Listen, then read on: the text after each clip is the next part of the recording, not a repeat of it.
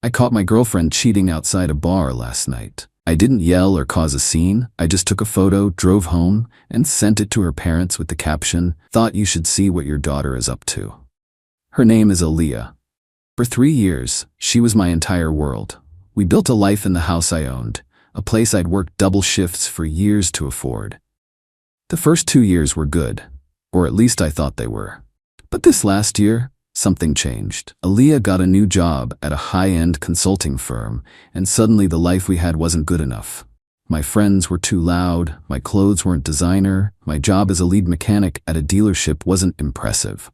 She started talking about image, about networking, about the kind of life she deserved. I paid for the nice dinners, the weekend trips, the expensive gifts she wanted, telling myself it was a phase. I was a fool for that. I see it now. Last night was supposed to be a quiet night in. She was supposed to be at a mandatory late-night work dinner. Around 10 p.m., I got a call from my cousin, asking for a jump because his battery died. His car was at a bar just on the other side of town. No problem. I grabbed my keys and headed out. After I got his car started, we were standing in the parking lot talking when I saw her. There was no mistaking it. She was standing under the neon sign of the bar, the one she'd told me was a boring corporate hangout. She wasn't with her coworkers. She was wrapped around a tall guy in a suit I'd never seen before, laughing that high-pitched laugh she used when she was trying to impress someone. Then she stood on her toes and kissed him. It wasn't a friendly peck on the cheek. It was a long, deep kiss, the kind that leaves no room for doubt. Something inside me went cold and still. The rage was there, a hot coil in my gut, but on the surface there was just clarity.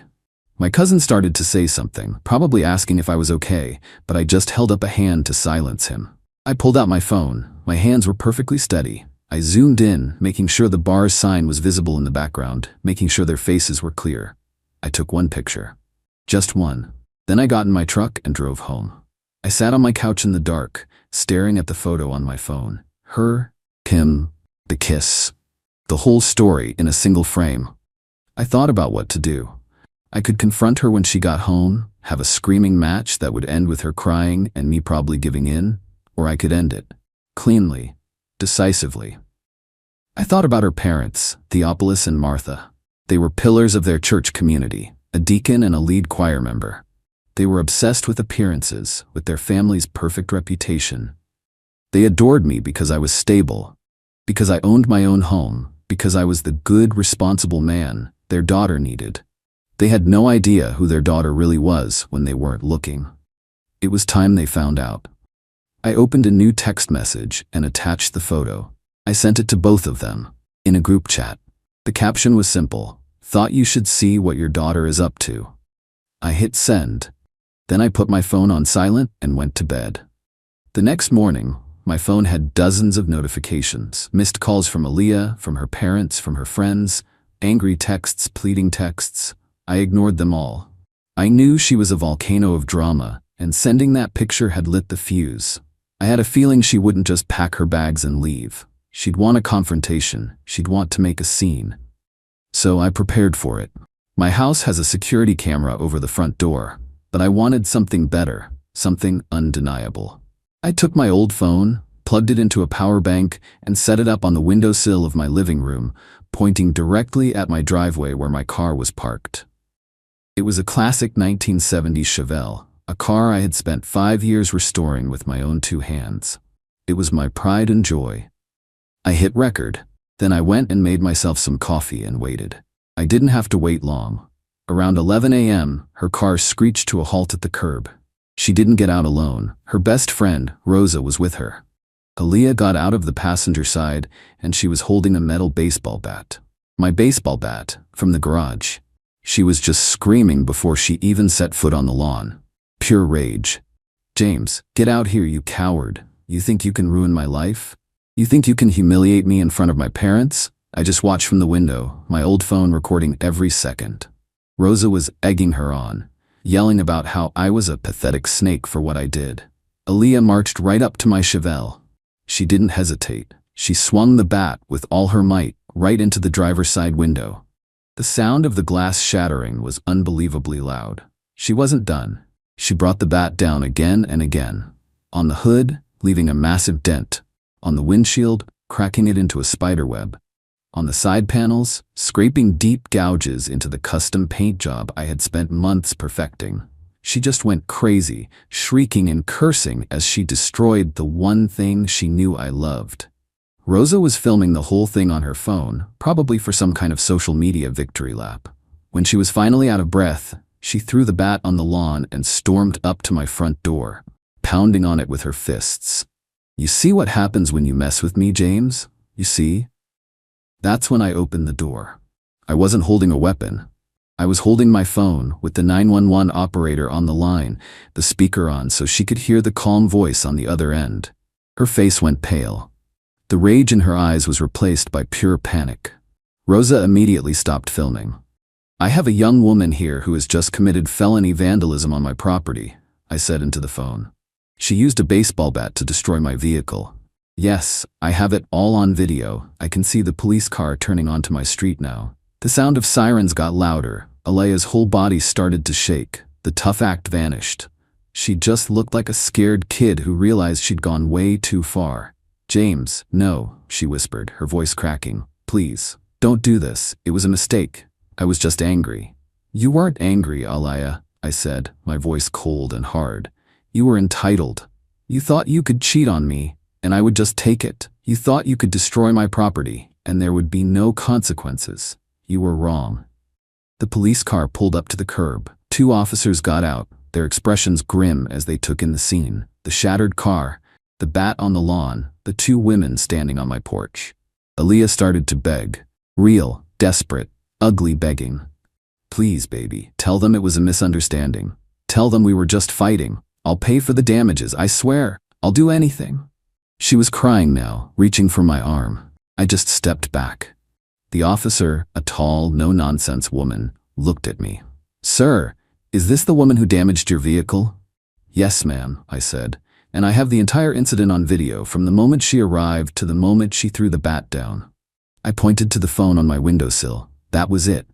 The fight went out of Alea completely. The officer cuffed her, reading her the rights as Alea sobbed uncontrollably. The way she begged as the cops took her away was a sound I'll never forget. She begged them. She begged me. She even begged Rosa, who was already trying to distance herself from the situation, telling the other officer she had nothing to do with it.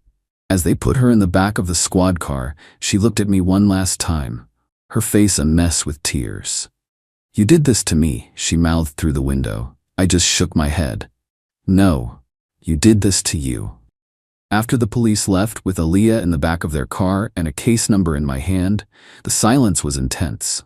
I sent the video file of her rampage to the lead officer's email address right then and there.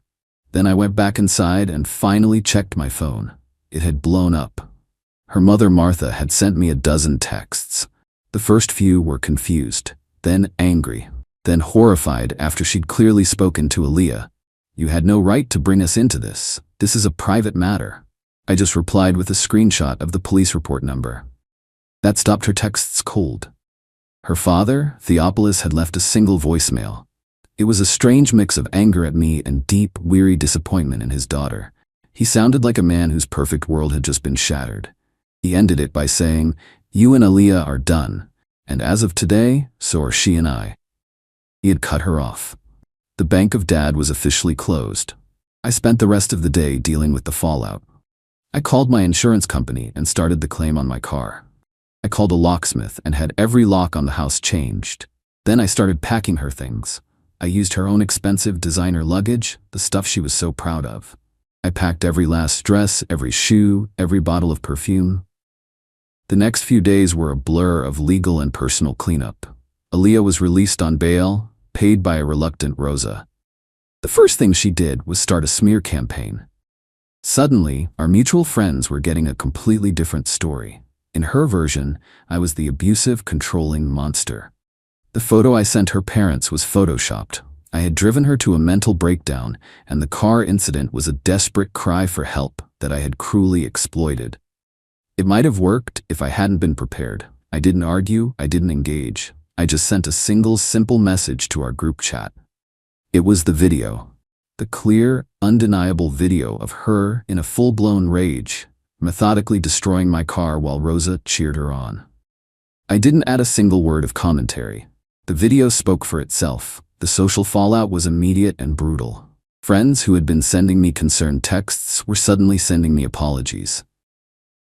Rosa became a social pariah overnight, the friend who filmed an assault instead of stopping it. The other guy, the one from the bar, had apparently ghosted Aaliyah the second he heard about the drama. He wanted nothing to do with her brand of crazy. A week later, I got a call from a lawyer. He represented Aaliyah.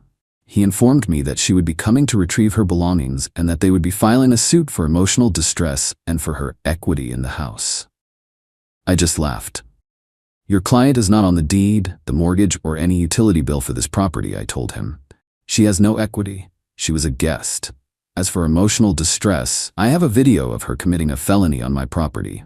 My lawyer will be in touch with a countersuit for the damages, the insurance deductible, and the diminished value of my classic car. Is there anything else?" He was silent for a moment. "My client will be there on Saturday at noon to retrieve her things," he said, his tone much less confident. "Fine," I said. "She can have a police escort. She is not to set foot on my property without one." That Saturday was the last time I saw her in person. She showed up with 2 police officers and her mother. She wouldn't look at me.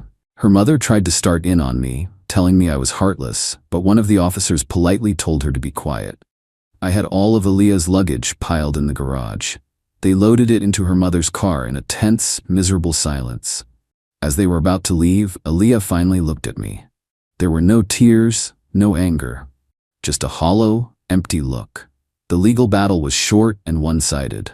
Faced with the video evidence, she had no choice but to plead guilty to felony vandalism. She got 2 years of probation, a hefty fine, mandatory anger management classes, and a court order to pay full restitution for the damages to my car, which came to just over $17,000. Her lawsuit against me was dropped so fast it was comical. The last I heard, she's living back with her parents. Her father is making her work a retail job to pay me back every single cent. She lost her high-powered job, her friends, her reputation, and her freedom, all because she couldn't stand the thought of her perfect image being shattered. She chose to grab a bat instead of just acting like an adult about it. I got my car fixed. It looks as good as new, but every time I get behind the wheel, I think about that night. I don't feel anger anymore. I just feel a quiet sense of peace. I saw the real her, and I acted. I poured myself a whiskey and enjoyed the silence in my own home. It was finally over.